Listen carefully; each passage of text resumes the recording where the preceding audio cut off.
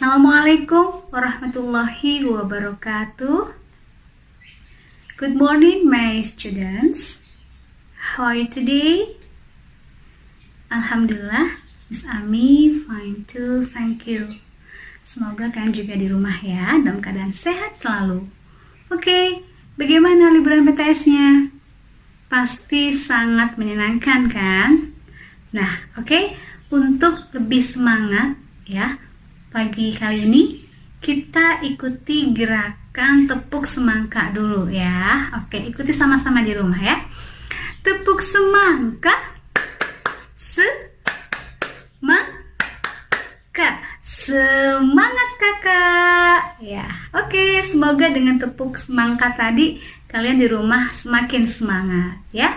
Oke, teman-teman, pagi kali ini kita sudah mulai beraktivitas kembali ya setelah liburan PTS kemarin. Nah, pada kesempatan kali ini Miss Ami akan memberikan sebuah kisah tauladan tentang seorang pemuda yang sangat terkenal di langit ya, daripada di bumi. Mengapa demikian? Amalan apa sih yang membuat seorang pemuda itu sangat terkenal di langit? Oke, siapakah beliau? Ya, pasti kamu akan penasaran ini kisahnya seperti apa sih? Nah, oleh karena itu, kita simak videonya berikut ini. Namun, sebelum itu, kita baca basmalah bersama-sama. Bismillahirrahmanirrahim. Kita simak bersama. Kisah Uwais Al-Qarni, pemuda yang terkenal di langit. Kisah ini bercerita tentang seorang pemuda yang hidup pada zaman Nabi Muhammad SAW. Nama Al-Qarni yang disematkan padanya memiliki arti yang dalam bahasa Arab penghuni langit. Melalui kisah ini, kita akan mengetahui siapakah Uwais Al-Qarni yang namanya sangat terkenal sampai ke langit. Uwais Al-Qarni adalah seorang pemuda yang berasal dari Yaman. Sejak lahir, ia memiliki penyakit sopak. Timbul bercak-bercak putih di seluruh badannya. Uwais adalah pemuda yang soleh dan giat bekerja. Sehari-hari, ia menggembala domba milik tetangga untuk memenuhi kebutuhan hidupnya. Uwais tinggal berdua dengan ibunya yang lumpuh dan buta. Walaupun hidup miskin, Uwais selalu bersyukur dan sangat menyayangi ibunya. Ia selalu berusaha memenuhi segala permintaan sang ibu. "Uwais anakku, kemarilah sebentar, Nak." "Baik, Ibu. Apakah ada yang kau butuhkan?" "Anakku sayang, mungkin hidup ibu sudah tidak lama lagi. Ada satu keinginan ibu yang ingin sekali terwujud." "Ibu, jangan berkata seperti itu. Katakan padaku, apa permintaan ibu itu?" "Sebelum saat itu tiba, ibu ingin sekali melaksanakan haji, Nak." Mendengar perkataan ibunya, Uwais hanya termenung sambil berpikir. "Aku sangat ingin sekali mewujudkan permintaan ibu. Mohon ibu bersabar sampai saat itu tiba. Aku akan mencari cara agar kita bisa pergi ke Mekah untuk pergi ibadah haji." "Oh, terima kasih, Nak." Ibu Uwais sangat bahagia dan memeluk Uwais sampai menangis. "Ya Allah, bagaimana cara hamba membawa ibu hamba yang lumpuh dan buta untuk pergi ke Mekah? Sedangkan jarak dari Yaman ke Mekah sangat jauh, melewati padang pasir yang tandus. Biasanya orang-orang pergi ke sana menggunakan unta. seekor domba pun aku tidak punya, apalagi unta. Uwais terus berpikir dan akhirnya menemukan suatu ide. Keesokan harinya, Uwais menemui pemilik domba dan membeli 1 ekor domba untuk dipelihara. Namun, uangnya hanya cukup untuk membeli 1 ekor anak domba yang kecil. Setiap hari, Uwais menggendong anak domba itu naik turun bukit. Orang-orang yang lewat tertawa melihat tingkah Uwais. Hei, coba lihat Uwais itu. Apa yang dilakukannya dengan anak domba itu? Haha, dasar orang aneh. Uwais gila. Uwais sudah gila. Uwais tidak mendengarkan cemoohan dari orang-orang. Saat ini yang ada di pikirannya adalah ibunya. 8 bulan berlalu. Tibalah pada musim haji. Anak domba Uwais semakin bertambah besar. Beratnya mencapai 100 kg. Begitu pula dengan Uwais. Badannya semakin kekar dan bertenaga. Berkat latihan setiap hari, beban berat yang dipikulnya tidak terasa lagi. Sekarang, semua orang tahu bahwa apa yang dilakukan Uwais adalah bentuk pengorbanannya kepada sang ibu.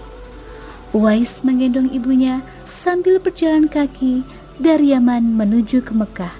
Subhanallah, alangkah besar cinta Uwais kepada ibunya itu. Sesampainya di Mekah, Uwais tetap menggendong ibunya untuk bertawaf di Ka'bah. Di hadapan Ka'bah, ibu dan anak itu berdoa, "Ya Allah, ampunilah semua dosa ibuku. Bagaimana dengan dosamu, anakku? Dengan terampuninya dosa ibu, maka ibu akan masuk surga. Cukuplah ridho ibu yang mengantarkanku ke surga." Allah mendengar percakapan ibu dan anak laki-lakinya. Seketika itu, penyakit sopak yang dideritanya sembuh. Hanya tertinggal 1 bulatan putih di telapak tangannya. Sekembalinya dari Mekah, Uwais meminta izin kepada ibunya untuk pergi ke Madinah. Uwais ingin sekali bertemu dengan Nabi Muhammad SAW. Dengan berat hati, ibunya mengizinkan Uwais berangkat. Sesampainya di Madinah, Uwais segera mencari rumah Nabi Muhammad SAW. Setelah menemukan, ia mengetuk pintu dan mengucapkan salam.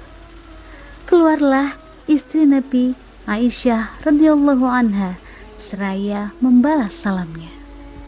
"Apakah saya bisa bertemu dengan Rasulullah SAW?"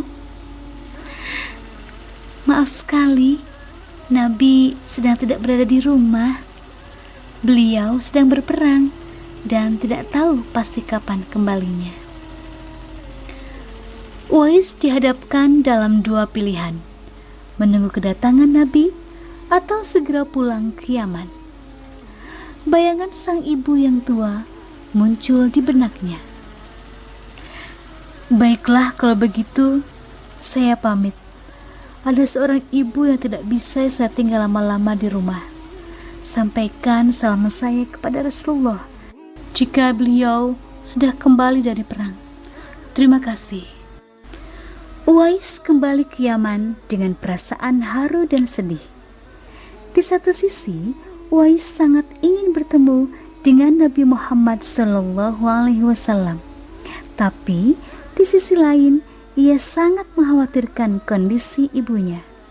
Akhirnya, ia memilih untuk segera pulang ke Yaman.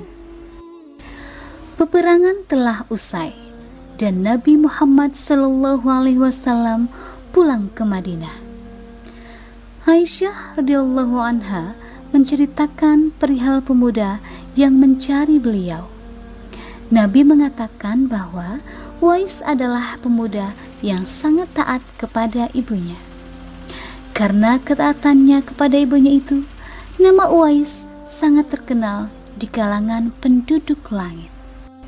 Saat Nabi Muhammad SAW berbincang dengan Umar bin Khattab dan Ali bin Abi Thalib, beliau menceritakan tentang sosok Uwais. Nabi berpesan agar Umar bin Khattab dan Ali bin Abi Thalib meminta doa dan istighfar kepadanya. Dia adalah penghuni langit. Perhatikan di telapak tangannya ada tanda berwarna putih. Sampai pada akhir hidupnya terjadi hal yang menggemparkan. Banyak sekali orang yang hadir yang mengurus pemakamannya. Orang-orang itu adalah penduduk langit yang dikirim Allah Subhanahu wa ta'ala. Subhanallah, Maha Suci Allah, sungguh mulia sosok Uwais ini. Demikian kisah Uwais, pemuda yang terkenal di langit. Karena ketaatan kepada ibunya, Allah Subhanahu wa ta'ala meninggikan derajatnya.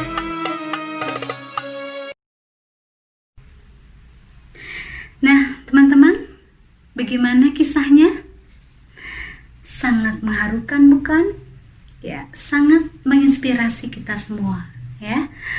Nah, kira-kira pelajaran apa yang dapat kita ambil dari kisah tersebut? Nah, pasti kalian tahu ya, teladan apa yang dapat kita ambil dari kisah yang sudah kalian tonton tersebut. Nah, silakan kalian tuliskan kembali secara singkat ya, dengan bahasa kalian, kisah dari video yang sudah kalian tonton tersebut. Kemudian buatkan juga teladan atau pelajaran yang dapat diambil dari kisah tersebut ya. Silakan kalian tuliskan dalam blank paper, kemudian submit ke LMS ya. Oke, kalau begitu demikian pembelajaran kita kali ini. Semoga bermanfaat.